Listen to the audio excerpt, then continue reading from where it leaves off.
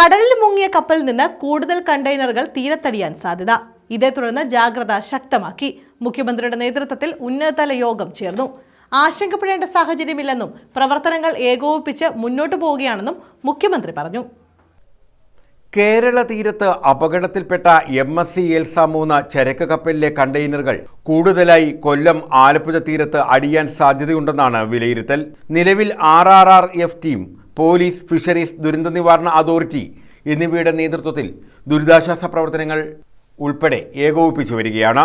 നിലവിൽ തീരത്തെത്തിയ മുഴുവൻ കണ്ടെയ്നറുകളും കാലിയാണെന്നാണ് നിഗമനം.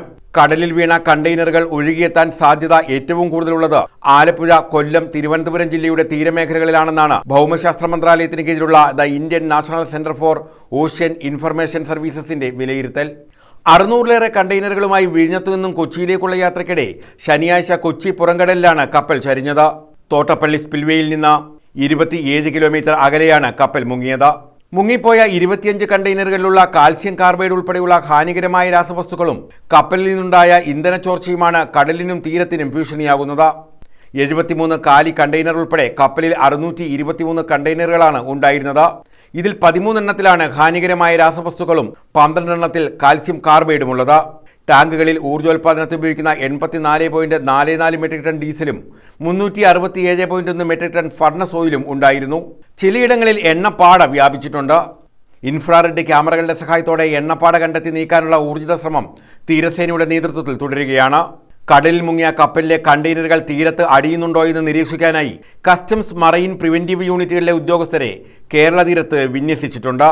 ഇതേസമയം ചവറയുടെ തീരപ്രദേശത്ത് കൂടുതൽ ജാഗ്രത ഏർപ്പെടുത്തി. ഇവിടെ കണ്ടെയ്നറുകൾ അടിഞ്ഞ പ്രദേശത്ത് ഉന്നത പോലീസ് ഉദ്യോഗസ്ഥരും ജനപ്രതിനിധികളും സന്ദർശനം നടത്തി. കരുനാഗപ്പള്ളി ASP അഞ്ജലി ഭാവനയുടെ നേതൃത്വത്തിൽ പോലീസ് സംഘം സ്ഥിതിഗതികൾ വിലയിരുത്തുന്നുണ്ട്.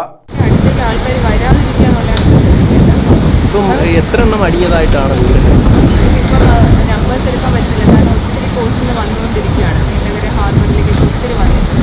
അപ്പോൾ ഇത് വന്നുകൊണ്ടിരിക്കുന്ന മുറയ്ക്ക് നമ്മൾ ക്രെയിൻ ഉപയോഗിച്ച് ഒന്നും ചെയ്യാൻ കളക്ട് ചെയ്യാനാണ് ശ്രമിക്കുന്നത്. അപ്പോൾ ആൾക്കാർക്ക് ഇപ്പം ഏറ്റവും ആവശ്യമുള്ളതൊന്ന് മാറ്റാറുള്ളതാണ്. അതൊക്കെ മെസ്സേജ് സ്പ്രെഡ് ചെയ്യും. ഇന്നലെ മുതൽ ഇങ്ങനെ ചെറിയ ഭാഗത്ത് പോലീസിനെ അവിടെ ഏതാണ്ട് 30 BJP സംസ്ഥാന vice president Shobha Surendran, CPM Kollam ജില്ലാ secretary S Sudevan, doctor Sujith Vijayanpillai MLA എന്നിവരും സ്ഥലം സന്ദർശിച്ചു.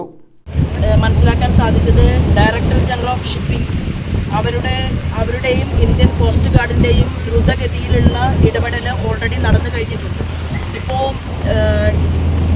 ഒരു പ്രത്യേകമായിട്ടുള്ള ഡോർണിയൽ ഇന്ത്യൻ കോസ്റ്റ് ഗാർഡിൻ്റെ അവർ ഓൾറെഡി നിരീക്ഷണത്തിലാണ്, അവർ നിരീക്ഷിച്ചുകൊണ്ടിരിക്കുകയാണ്.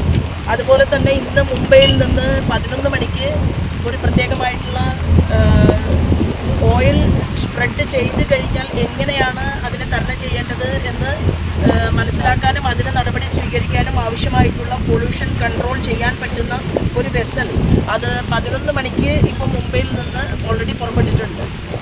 ഈ മെഡിറ്ററേനിയൻ ഷിപ്പിംഗ് കമ്പനിയുമായി ബന്ധപ്പെട്ടിട്ടുള്ള 4 സംഘം ഓൾറെഡി അവർ എത്തിക്കഴിഞ്ഞിട്ടുണ്ട്. അതോടൊപ്പം തന്നെ സാൽവേജ് ടീം എന്ന് പറയും, അതായത് ഇത്തരത്തിലുള്ള ഏതൊരു സംഭവം ഉണ്ടായിക്കഴിഞ്ഞാലും വളരെ ജാഗ്രതയോട് കൂടിയിട്ട് ഇതിൻ്റെ റിമൂവ് ആവശ്യമാണെങ്കിലും അതിൻ്റെ ത്വരിതഗതിയിലുള്ള പ്രവർത്തനത്തിനാണെങ്കിലും സാൽവേജ് ടീം അതിൻ്റെ ഏറ്റവും വിദഗ്ധമായിട്ടുള്ള ഒരു സംഘം തന്നെയാണ് എത്തിയിട്ടുള്ളത്. അവർ ഓൾറെഡി എത്തിക്കഴിഞ്ഞിട്ടുണ്ട്. ഇതേസമയം മുഖ്യമന്ത്രിയുടെ സാന്നിധ്യത്തിൽ ഉന്നതതല യോഗം ചേർന്ന സ്ഥിതിഗതികൾ വിലയിരുത്തി.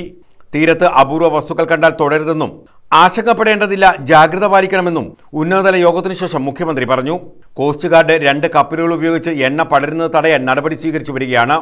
ഒരു ഡോണിയർ വിമാനം ഉപയോഗിച്ച് എണ്ണ നശിപ്പിക്കുന്ന പൊടി തളിക്കുന്ന ജോലിയും പുരോഗമിക്കുന്നുണ്ട്.